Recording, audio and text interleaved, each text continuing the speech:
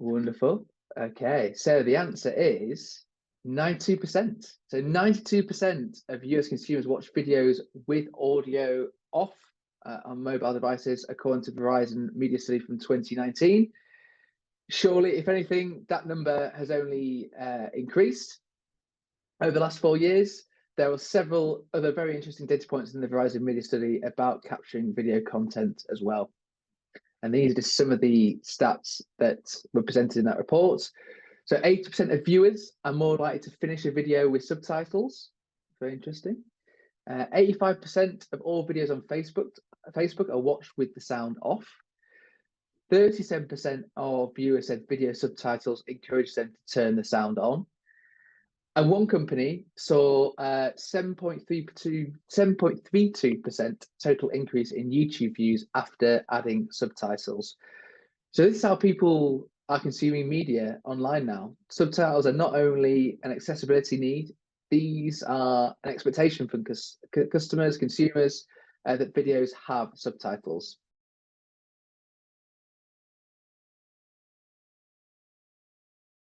Well, in the Verizon Media Study, experts found that when capturing was utilized, there was an 8% improvement in ad recall, a 10% increase in memory quality, and a 13% boost in brand linkage as well. So if we can increase our memory by using captions, surely we can improve knowledge retention too. Students are no longer consuming content in the confinements of their home. Watching the news on TV is a distant memory for many, and to the incoming students may not even be a memory at all. So the portability of the mobile device has meant we take our whole selves and our whole online content with us as we move from place to place, meaning that captions are increasingly popular. So they're also extremely popular with those scrolling at home. Maybe someone sat on the couch next to their partner who's watching TV and they're scrolling through Instagram videos, or maybe they're watching TV while drying their hair with a noisy hair dryer. So there's all these different scenarios where they may be used.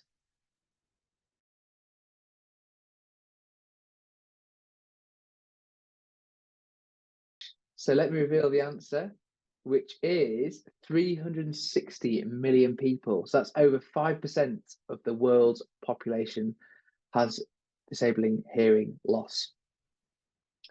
So well done for those who got that right. In our own team, our learning evangelist lives with a hearing impairment. So we know we are uniquely placed to share the importance of captions for all.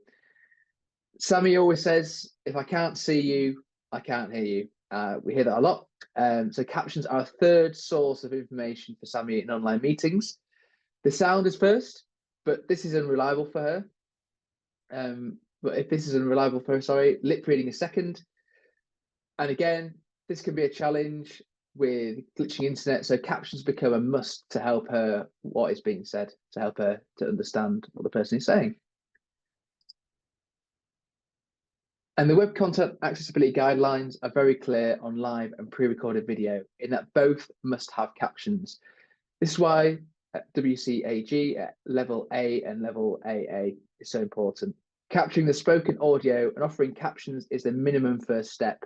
In offering captions, there is an equitable learning experience at play.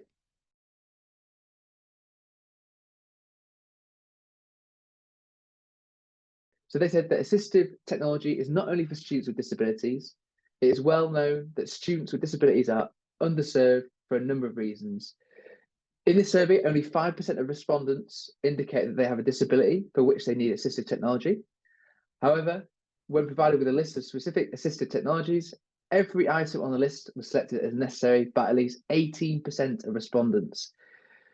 Over a third of respondents, which is 38%, said that they need captions on videos. In fact, when asked about the most effective use of technology they have experienced since the beginning of the academic year, many respondents mentioned recorded lectures and specifically called out features such as reading closed captions, pausing for note-taking, and rewatching to improve understanding.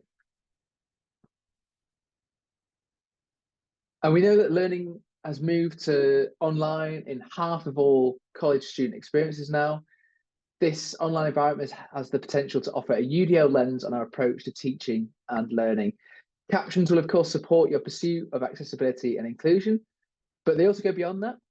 Those students with undiagnosed challenges that will benefit from captions are also included. Think about those with executive function challenges, processing challenges, and those facing mental health challenges. The ability to read and reflect on what was said live in the class offers another means of input for the content, but possibly as well as a method to reflect on post-lecture 2 with a transcript.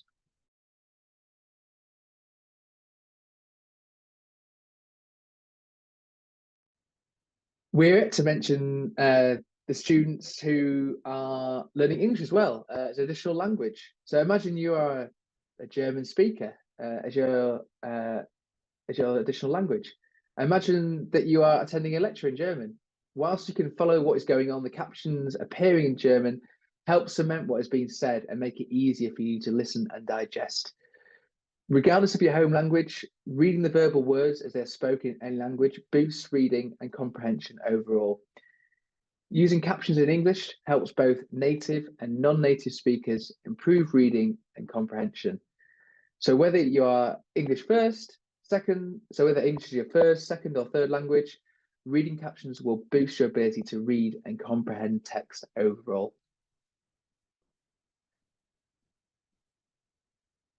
And reading captions not only boosts your reading age and comprehension, but also retention too. So how much information you're going to store. We know the brain handles learning better when it is working in an optimal load, not overwhelmed in a desirably difficult state. Live in-person lectures place the cognitive load high in the moment. Captions can help ease that load, knowing that you won't miss what is being said. So let's take an example of dual coding. Let's say a student is in a lecture and a complex diagram is being shared on the screen. Studies have shown that verbal descriptions of diagrams have a significant positive impact on learning. In this situation, captions can really help a student to grasp what is being said.